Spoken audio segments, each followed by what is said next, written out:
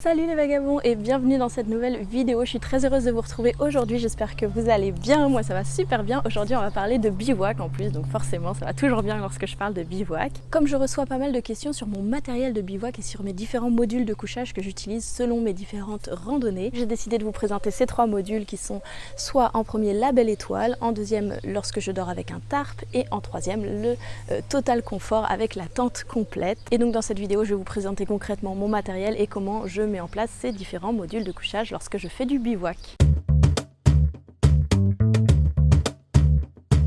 Je profite de ce début de vidéo pour vous rappeler que j'ai écrit un petit guide totalement gratuit et téléchargeable sur mon blog qui est un guide du bivouac sur le chemin de Compostelle. Si vous voulez le télécharger, je vous mets le lien dans la barre d'infos juste en dessous de cette vidéo. Et donc le premier module, on va commencer avec le module tout confort qui est le module de la tente complète lorsque je dors. Étant donné que c'est le module le plus lourd, c'est quand même plus rare que j'utilise ce module là, mais ça m'arrive lorsque je fais vraiment du camping, lorsque je vais dormir dans des campings ou lorsque je fais des petites aventures plus courtes. Donc on commence le module avec une première couche qui va être la protection du sol. Donc j'utilise sur ce module là une bâche, si on peut appeler ça comme ça, en tout cas une protection, une petite fine bâche comme ceci, qui est en fait un morceau de matériel qui s'appelle du Tyvek et c'est entièrement imperméable parce que je vais vous montrer en fait que moi ma tente elle a une seule couche sur le sol et donc c'est important de la protéger si je veux pas qu'elle soit trouée, etc. Et ça permet encore plus de ne pas avoir d'eau qui va pouvoir monter au niveau du sol dans la tente si jamais le sol est humide ou n'importe quoi, ça rajoute une protection. Ce morceau de Tyvek je l'ai découpé pile à la taille de ma tente, comme ça j'ai pas de quantité de matériel en plus à porter et qui ne me soit pas nécessaire. Donc il mesure à peu près 110 cm par 120 cm et il pèse à peu près 110 grammes. Donc voilà, c'est la première couche que je mets sur le sol. Ensuite par dessus on trouve ma tente, donc ça c'est ma tente complète lorsqu'elle est rangée, pliée au total. C'est une tente donc qui est sans structure, il y a vraiment juste la moustiquaire et la toile de tente dans cette pochette là. Donc c'est une tente de la marque Trekker Tent, c'est un modèle Stealth 1.5, ça veut dire que c'est une personne et demie, donc c'est assez confortable parce que c'est assez grand pour me mettre moi et mon sac à dos, et puis je peux être assise à l'intérieur de cette tente lorsqu'elle est montée, parce qu'il y a beaucoup de tentes légères qui sont faites pour la randonnée et qui sont des fois très petites, très basses, et moi je trouvais ça intéressant de pouvoir quand même être assis à l'intérieur de ma tente pour pouvoir au moins me changer lorsque je suis dans la tente, et puis si je me mets à l'abri tout un après-midi parce qu'il y a des intempéries ou quoi, au moins je peux lire à l'intérieur, je me sens pas trop à l'étroit à l'intérieur. Donc cette tente elle pèse 750 grammes, donc c'est vraiment peu lourd pour une tente. Évidemment il n'y a pas les arceaux ni les piquets dans ce poids. Il faut le dire que c'est une tente qui vaut cher, c'est un gros investissement lorsqu'on l'achète.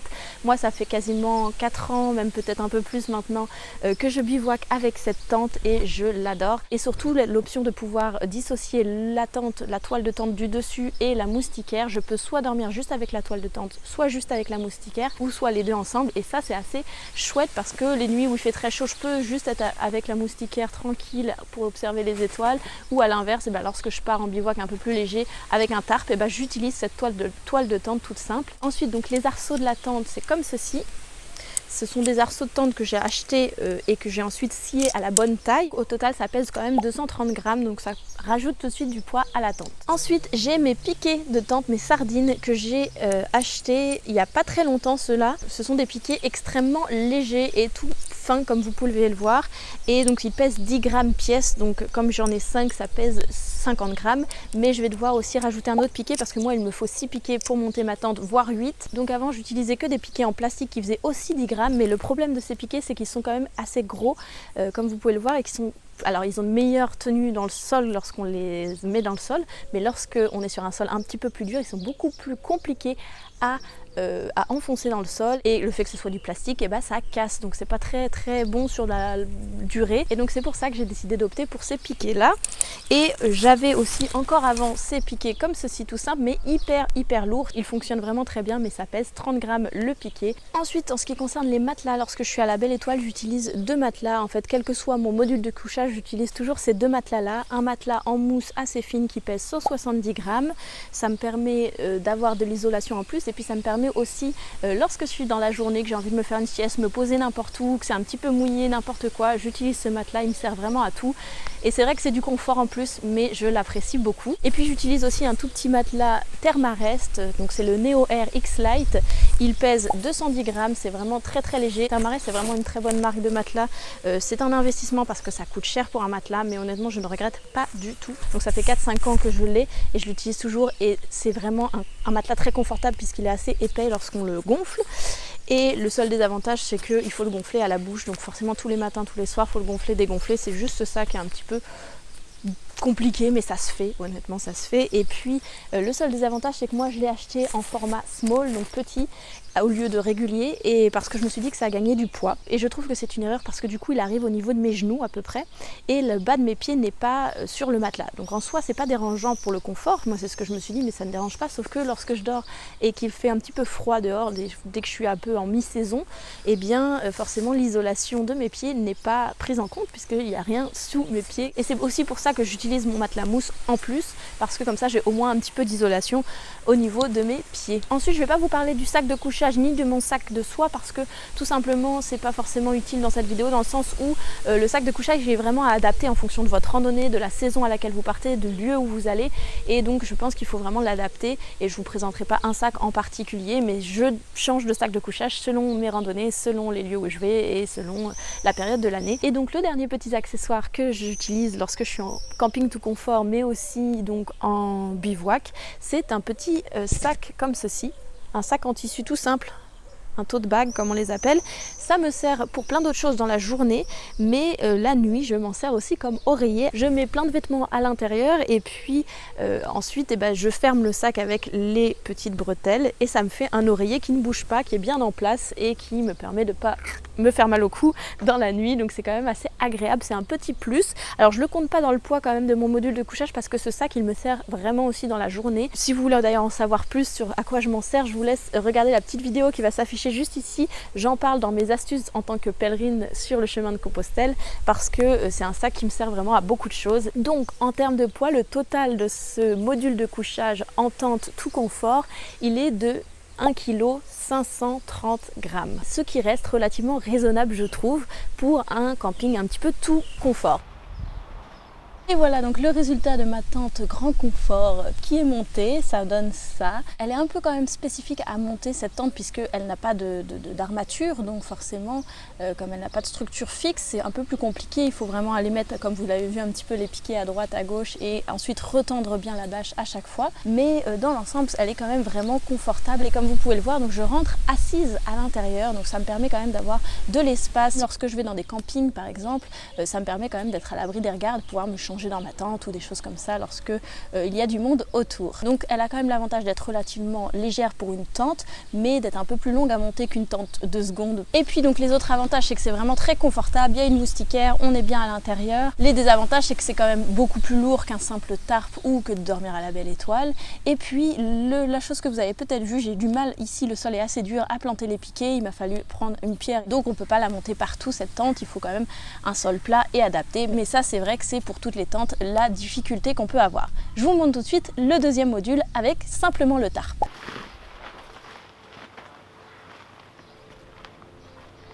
Au fil du temps, j'ai appris à me délester de plusieurs choses et à faire du camping un petit peu plus léger. En première couche, au niveau du sol, j'utilise non pas mon morceau de Tivec, mais une couverture de survie réutilisable. Donc c'est mieux qu'une couverture de survie simple parce qu'une couverture de survie simple elle va avoir tendance à se déchirer rapidement. Celle-ci elle a une durée de vie un petit peu plus longue, c'est quand même plus adapté à s'en servir régulièrement en bivouac et donc ça pèse à peu près 110 grammes et pareil elle a la taille à peu près de ma tente, donc c'est parfait en termes de taille. C'est ma seule protection à même le sol puisque je n'ai plus la moustiquaire avec le bas de ma tente, donc cette fois-ci j'ai vraiment plus de choses au sol à part ceci. Je précise qu'il ne faut surtout pas utiliser de couverture de survie en cas d'orage, en cas de temps vraiment menaçant, parce qu'une couverture de survie c'est métallisé et donc c'est conducteur d'électricité, donc c'est vraiment à proscrire. Mais je précise que moi le bivouac en tarp, je ne le fais jamais en fait dès que le temps est trop menaçant ou que je vois qu'il va y avoir un orage ou beaucoup vraiment des très grosses averses.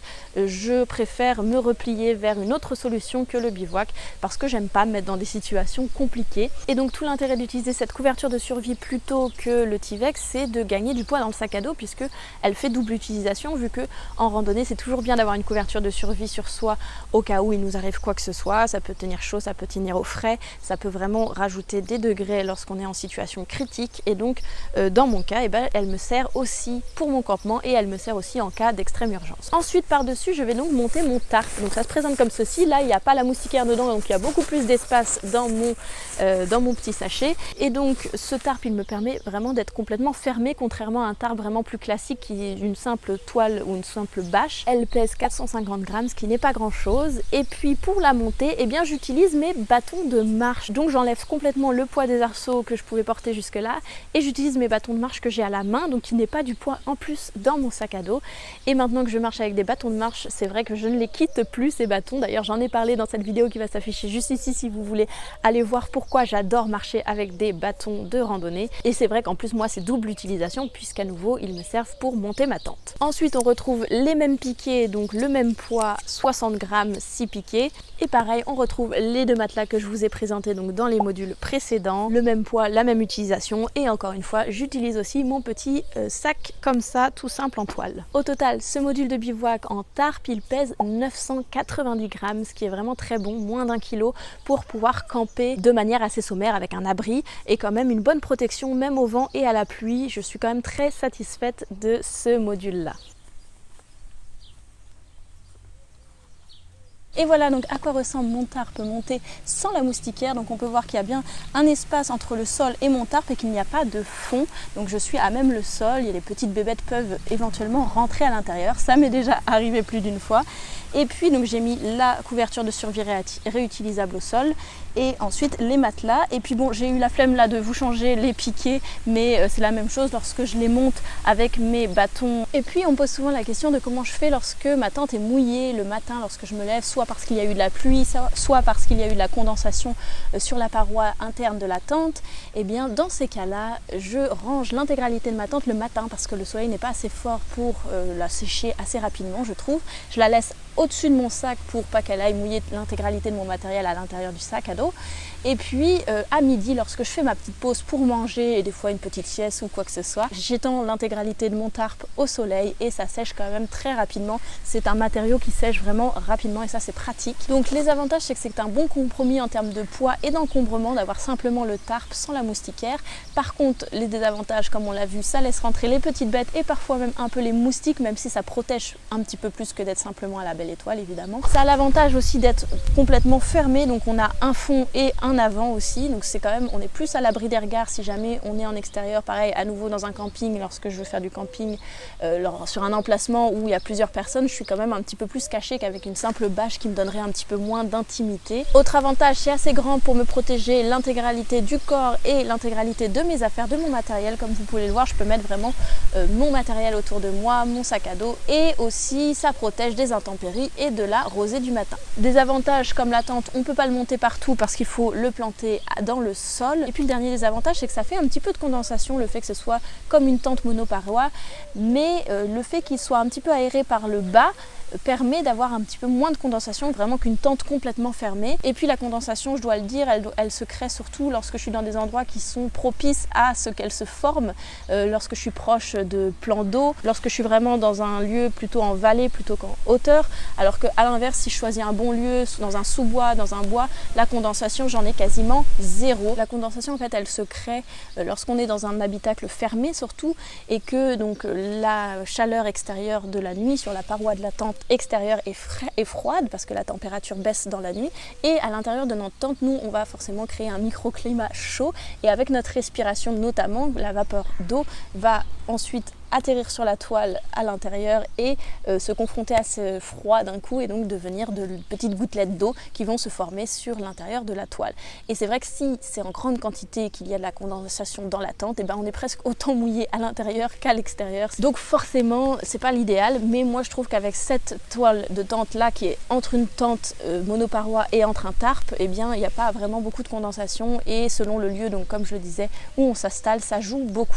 On passe maintenant au troisième 5e module qui est le module à la Belle Étoile le plus simple mais aussi des fois le plus agréable. Je dois dire que j'ai fait du bivouac à la Belle Étoile pendant 1 mois et demi sur le Camino Frances en Espagne et j'ai vraiment adoré faire cette pratique sur de la longue distance comme ça m'a vraiment beaucoup plu. Il y a vraiment cette sensation d'être en totale communion avec la nature lorsqu'on fait du bivouac comme ça. On peut se réveiller la nuit, on voit les étoiles comme ciel, on se réveille avec le soleil et les oiseaux le matin et c'est vraiment un fort sentiment de communion avec cette nature qui nous entoure. Donc pour le bivouac à la Belle Étoile, j'utilise les 2 mêmes matelas que mes précédents modules de couchage, donc je vous les représente pas à nouveau, 170 grammes, 210 grammes, ça c'est vraiment la base. Et puis donc spécifiquement à la Belle Étoile, j'utilise un très gros sac poubelle, donc c'est un 50 litres, celui-ci il pèse 40 grammes, ça me permet vraiment d'être sûr que tout mon matériel soit à l'abri de la pluie, des intempéries, mais aussi de la rosée du matin, donc que rien ne prenne l'humidité et ça c'est pas négligeable. Ensuite sachez qu'il existe des sursacs qui sont vraiment très utiles lorsqu'on fait du bivouac à la Belle Étoile pour pouvoir glisser son sac de couchage et soit aussi à l'intérieur de ce sursac. Ça permet vraiment de protéger le sac de couchage de l'humidité et surtout de la rosée du matin qui vient souvent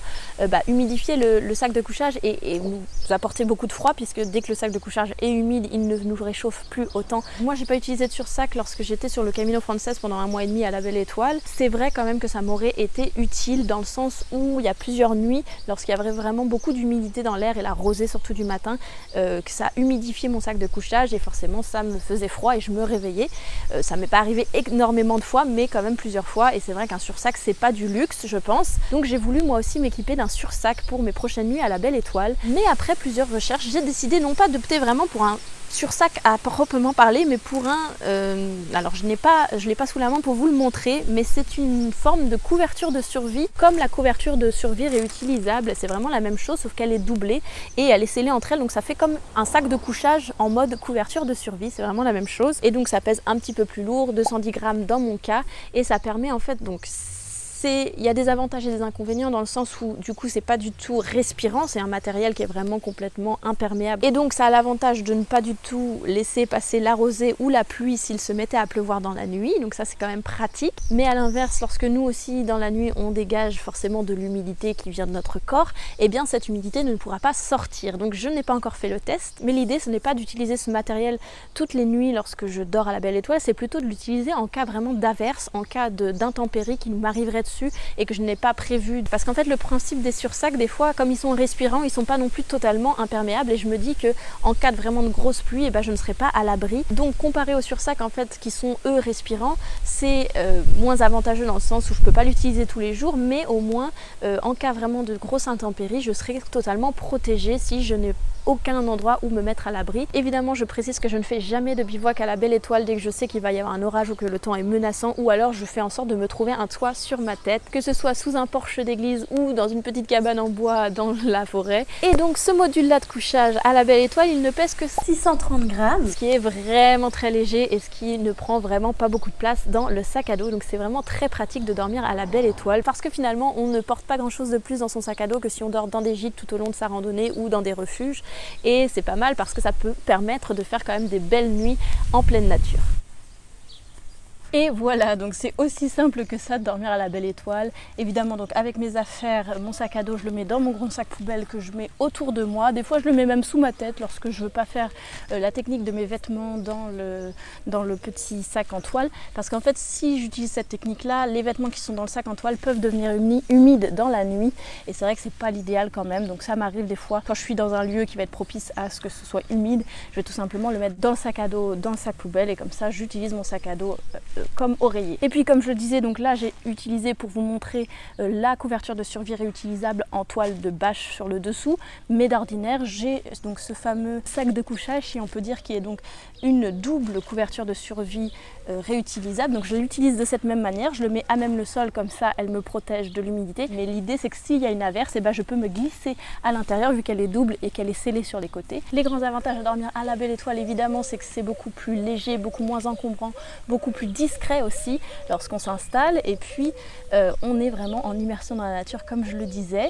Mais ça peut aussi être un désavantage pour certaines personnes qui psychologiquement ont beaucoup plus besoin d'avoir une toile de tente pour se sentir un peu plus à l'abri, un peu plus en sécurité, protégé de l'extérieur, même si voilà, c'est à double tranchant en fait, c'est un avantage ou un désavantage selon comment on le sent. C'est vrai que c'est pas toujours facile d'être un peu comme ça à la merci de n'importe qui et surtout des intempéries aussi, c'est évidemment un des plus gros désavantages de la Belle Étoile. Mais l'autre très gros avantage, contrairement au bivouac avec donc une tente, un tarp ou même un hamac, c'est qu'on peut vraiment s'installer partout à la Belle Étoile parce que c'est tellement petit, je pourrais tout simplement replier les côtés et c'est simplement la taille de mon corps. C'est vraiment très réduit comme campement en fait, si on peut appeler ça un campement, et on peut vraiment se poser un petit peu partout et notamment sur le Camino, donc le chemin de Compostelle. Moi je trouve que c'est une merveilleuse façon de faire du bivouac, de dormir à la Belle Étoile, parce que il y a beaucoup de gîtes et beaucoup de lieux, de structures pour accueillir les pèlerins, donc on peut vraiment facilement faire de temps en temps un petit peu de Belle Étoile comme ça et alterner avec les gîtes. Et comme ça ne rajoute pas beaucoup de poids dans le sac à dos, de façon d'avoir l'équipement, en fait il vous faut